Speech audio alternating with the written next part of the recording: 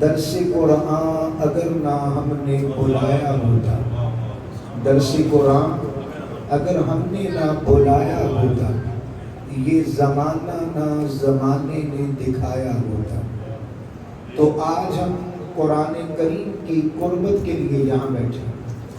لیکن یاد رکھیے دو چیزیں بڑی ضروری ہیں، ایک قرآن سے وابستگی اور دوسرا احادیث مبارکہ سے وابستگی۔ یہ دو آج کی اہم ضرورت ہے۔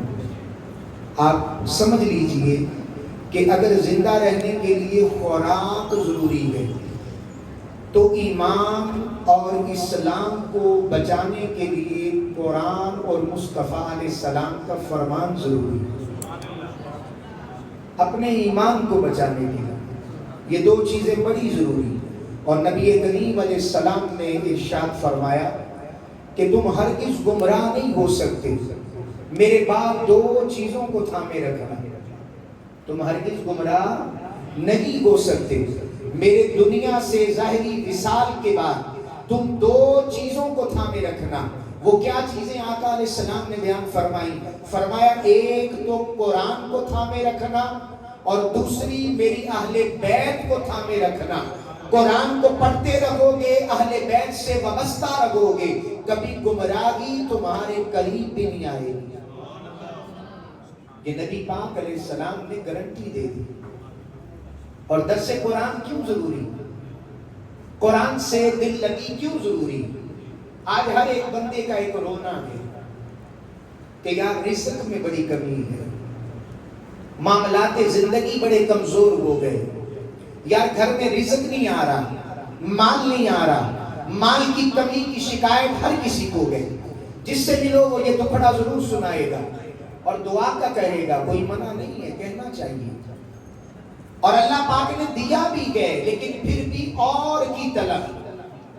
تو جناب سیدنا عمر فاروق اعظم رضی اللہ تعالیٰ کا زمانہ ہے۔ ایک شخص حضرت عمر فاروق اعظم کے گھر پہ نا بار بار چکر لگایا کرتا تھا، بار بار چکر لگاتا، آتا آ کے دکھڑے سناتا۔ اور یہ آج کا معمول نہیں ہے اللہ والوں کے آگے آگے اپنا دکھ بیان کرنا، یہ کوئی آج سے نہیں ہے، یہ نبی پاک علیہ السلام کی بارگاہ میں صحابہ جایا کرتے تھے۔ تو سیدنا امیر المومنین حضرت سیدنا عمر فاروق اعظم رضی اللہ تعالیٰ عنہ اپنے گھر پہ دستک ہوتی، پوچھتے کون؟ جی فلاں، کس لیے آئے؟ عرض کرتے آقا جناب امیر المومنین میرے گھر میں کھانے کو نہیں ہے، آٹا نہیں، دال نہیں، اجناس نہیں، آپ میرے ساتھ تعاون کیجیے۔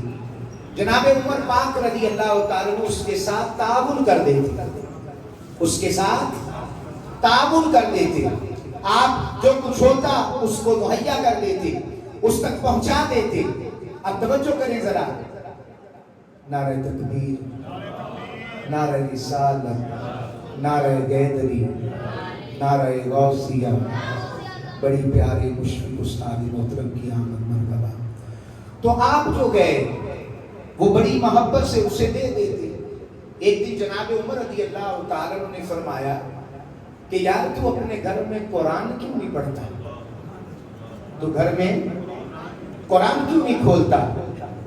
تو درس قرآن میں آنے والوں ذرا توجہ کرنا، آپ نے اسے یہ نہیں کہا کہ تو لینے نہ آیا کر، تو میرا دروازہ نہ کھٹکھٹایا کر، اور تو آ کے اپنے دکھڑے نہ سنایا کر۔ آپ نے صرف یہ بات کہی، اس کے بعد جو اس کی طلب تھی وہ پوری کر دی اور وہ لے کے روانہ ہو گیا۔ کئی دن گزر گئے، وہ کچھ بھی مانگنے نہیں آیا۔ کئی دن گزر گئے، وہ کچھ بھی نہ لینے آیا۔ ایک دن جناب عمر پاک مدینہ پاک کی گلی میں سے گزر رہے تھے، اچانک اس فرد پہ نظر پڑ گئی۔ آپ خود اس کے پاس چلے گئے، جا کے کہا یار میں نے تجھے یہ تو نہیں کہا تھا کہ تو عمر کے دروازے پہ نہ آیا تھا، تو آنا ہی چھوڑ گیا، تو نے کبھی آ کے اب اپنا دکھڑا نہیں بیان کیا۔ اس نے کہا جناب عمر بات دراصل یہ ہے، لَوَجَدْتُ فِي كِتَابِ اللَّهِ مَا أَغْنَاهُ عَنْ بَابِ عُمَرَ، جس دن سے میں نے اپنے گھر میں رب کا قرآن کھولا ہے، رب نے سارے دروازوں سے جدا کر کے مجھے اپنے در سے ہر چیز عطا کر دی۔ تو درس قرآن اگر تم نے نہ بلایا ہوتا، یہ زمانہ نہ زمانے نے دکھایا ہوتا. اور کسی کہنے والے نے تو حد ہی کر دی، وہ کہتا میں تو میکش ہوں، میرے ہاتھ میں شیشہ گیا دم. وہ میں تو میکش ہوں، میرے ہاتھ میں شیشہ گیا دم. آپ سمجھدار بیٹھے. ایک تھا نا نشے میں مست رہتا تھا، اس نے کہا میں تو شرابی ہوں، میرے ہاتھ میں شیشہ گیا دم. اور میں تو میکش ہوں، میرے ہاتھ میں شیشہ گیا دم. اور تو مومن ہے، تیرے ہاتھ میں قرآن ہوتا، اپنے پڑھنے کو تو نے لندن سے منگوا لی کتاب، کبھی گھر سے ہمسایہ کے قرآن بھی لایا ہوتا. آج الماریوں میں پڑے ہوئے قرآن انتظار کر رہے ہیں کہ کوئی آئے اور قرآن کو کھولے. امانت داری سے ذرا کتنے کتنے دن گزر گئے ہمارے گھروں میں تلاوت قرآن نہیں ہوئی.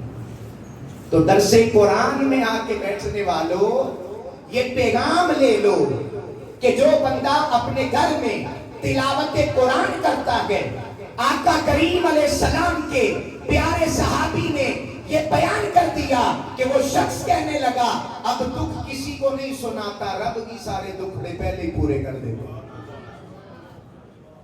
تو امام الانبیاء کے غلاموں زندگی میں عمل کو لے کر آئے.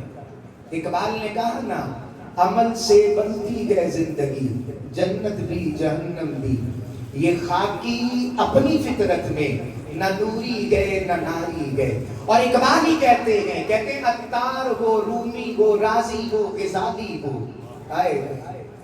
کہتے ہیں عطار ہو، رومی ہو، رازی ہو، غزالی ہو. ارے کچھ ہاتھ نہیں آتا بے آہے سحر گاہی. اگر رات کی تنہائی میں تم اٹھنا پسند نہیں کرتے، اپنے رب کے آگے سربا سجود نہیں ہوتے کہ رات پڑے تے بے دردانو نیت پیاری آوے، ارے درد مندانو یاد سجن دی سدیان جگہ میں.